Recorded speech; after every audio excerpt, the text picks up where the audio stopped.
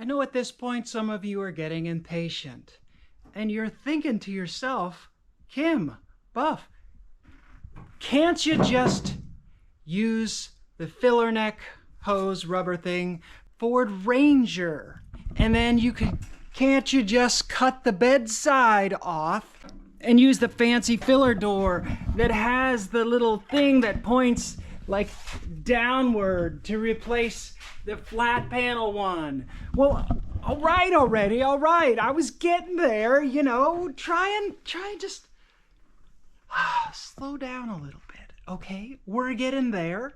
We're getting there. I'm gonna cut that out and we're gonna weld that in and get that fuel line all done. I know these things take time. You want instant gratification, but there's lots of little details here that we have to get to so that it can all go together. But I assure you, we either have a plan or we'll come up with a plan. We're pretty smart. He's a retired aircraft engineer and I am a fix-it. So one of us will figure something out. I know it's tough watching us like just crawl along. But when I've seen people do carpentry work, right, is that you have to build a foundation, right? You have to square up your corners and stuff like that when you're building the framing, or else then the drywall comes in and his work is many-fold more difficult. So we're building a foundation for us to just rise up into, okay? And for, you know, a filler neck, it's not very interesting. It's not sexy. It's like, a filler neck? Are you for real? But like, it has to be done. You got to be able to put gas in the car. Like, I mean, I guess there's a million ways we could do it, but like, this is a nice solution and we're getting there. And I hopefully you guys can appreciate that these little details make the finished product either just like the difference between like a sketch on a piece of paper or a working functional vehicle. And that's what we're going for, is a functional vehicle, not just something we just tack together and then roll out into the bushes and never touch again. Snap-on tools still in service. What year did you say this was from? I think I bought it in 1974. I think I got it the year before I bought the radiator shop, because I was already working in a radiator shop as an employee and I needed it then. I'm sure I would have never got this out without this tool. Isn't that a great tool? Pretty good tool. That's a really good tool. I was trying a screwdriver, but the Chinese ones have the pokers too long. You know, the pointed end. Yeah. And then you can't get them in there, and they poke holes in the tube. I might have it now. So put a little lube-a-doob. Yeah, you don't want to use oil on radiator hoses because it ruins them. But on I don't fuel think I'm hose, ruining anything here. No, I don't think so either. It doesn't want to come out very good. The whole idea is taking some parts so we could clean it, and I'm rubbing it all over myself. Dirty as all hell. Ah, there you go. There's the... so it fills down through that tube, and that tube is the one that the air comes back up. So that's the whole safety mechanism. Well, it's so air comes back up, and see, the air comes up and goes, and when it starts filling up, fuel comes up there and goes in there, and then it hits that little thing on the gas pump and goes kink and shuts the gas pump off. We might have to shorten or lengthen this. That might actually work, yeah. Here, look.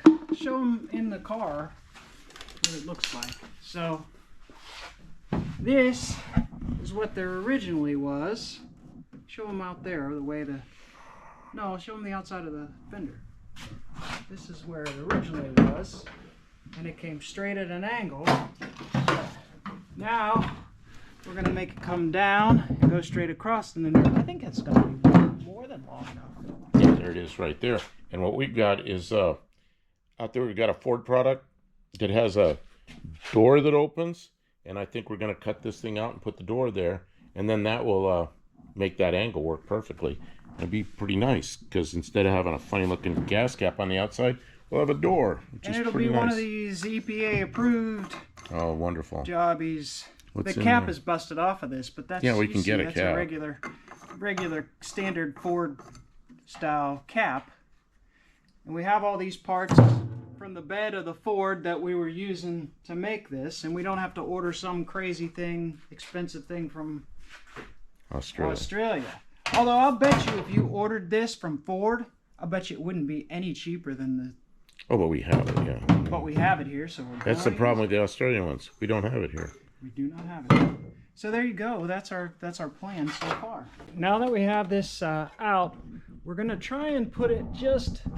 We want a bend like right here, because the width of this just barely fits between the body lines. So we want to make a break like right up against the box if we can with the bender. So we pull it down and give a little. Hopefully that's enough. That'll be good. Perfecto. Perfecto changeo. Maybe we'll do the bottom too. The bottom's a little trickier though, because see, it's not exactly sort of curvy a little bit. We just get it so that it's yep, we're gonna do our best with that. Tighten it up. That's tight enough. And give it a little tweak. I mean, having the nice tools is, I think that's yep. Can't you just? Of course I can. Watch me. Can't you just put it in the big metal brake and bend it so that it fits perfectly into the profile of the existing body lines? Why, but of course. Wee. Can't you just use a step bit and drill 4 holes and then cut it out so that you could slide that in? Well, I guess we're gonna. Can't you just set up the camera so we can watch you use the shears in fast motion? Can't you just set up the camera so we can watch you do the cutting?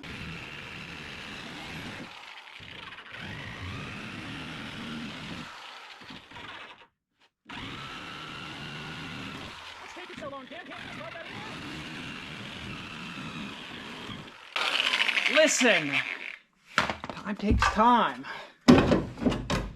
Good things come to those who wait. I guess we'll do that from the back.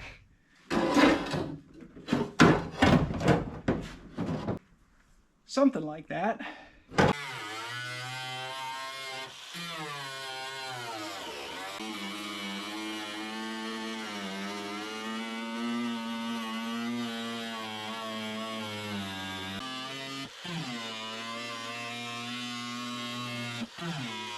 Alright, there's our cutout. And the idea is something like that. Looks like I'm still gonna have to trim just a little bit, but it's close. Gotta dress all around the outside with the grinder. It's, you know, it's good, lovely. Alright, so we've got a little bit of, it's welded in, but it's sorry I missed some of the footage because the camera cropped out, but we're back in the shop. Bato Campo's back. I'm gonna push behind here with my foot, and he's gonna tap along this seam. We're gonna try and get this to push out. Right along here, right? Push I'm out. not sure we're on the same page. Look at this.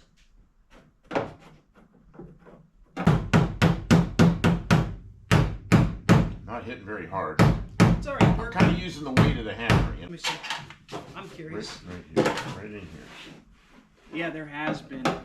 Oh yeah, it's real bad. This up here isn't real bad. I mean, this up here is filler time. That's actually a high spot right there, isn't it? Yeah, there's a high spot. That's okay. It's well, right about. But we got to knock that down before we fill. I mean, you can't fill a high spot. Oh, well, that's better. Okay. That's okay, because that's short strand. We're just fine there. It's tougher than I thought it would be. What? The bucket doesn't fit between the body lines. Oh, I know. That's why I was thinking it's bigger than the body lines. It is. That's why it's sort of a pain. Mixed up some short strand here. Do you want to apply it with this, or do you want to apply it with something small and then spread it with this? I'm going to use this. Okay. You didn't mix it too quick, did you? No, it's like an average kind of mix. Okay. And it's kind of cool in here, so.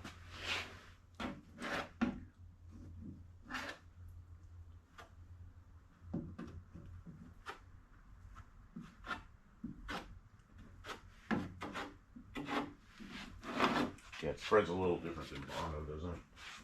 No. Have you ever used short strand? Yeah. Okay, so you know what it's supposed to be like. Build whole cars out of this. Well, no. There's short strand and there's Bondo in there. I had a gallon. One has micro balloons in it, and the other has little fiberglass strings in it. The thing with micro balloons, they get in the air and they just float around. They're so light. You don't want to breathe it. It's glass, you know. Mm-hmm.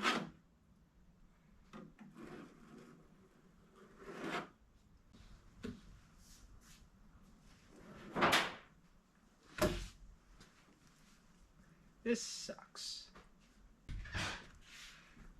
It's starting to tack up. That's it. When you get to the point where it's turning to, it's not hard yet, but it's turning firm. It's not, you know, spreadable anymore. Then you can use the cheese grater. And I'm just trying to get a shape. So I'm pushing up here because I got a low spot here. You got a low spot. So I'm pushing forward and I'm not pushing in the back. I'm just shaving the back. Trying to build up. Wow, it's still low. It's not drying or not kicked enough? No, I mean it's still low. Oh, still low. Okay, yeah. Yeah, well, you're not putting a lot on, so yeah, because you don't want to take a lot off. Yeah, it makes sense. Yeah, I would rather mix 6 coats of this than half. That thing's looking really good. I can't believe you did that. I wasn't hearing you just decided to put that in, and it's like I would have been saying, man, that's going to be a lot of work. But you know what? It is a lot of work. I think it's less work than trying to make that tube with the inner tube in it. And this came out really good. While we're doing this, I am. Are you watching that? I'm going to tell everybody I'm sitting here with our live show going because we do live shows. If you haven't watched a live show, so I'm going to talk to people on the live show while Kim's cheesecake. Louis says cheesecake. No, cheese grater.